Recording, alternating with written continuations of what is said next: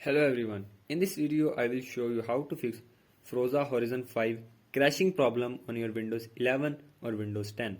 So to fix this issue, follow every step as I am showing in this video, and do not forget to subscribe this channel and also press the bell icon for the latest upcoming videos. Hope so this will fix your problem and help you a lot.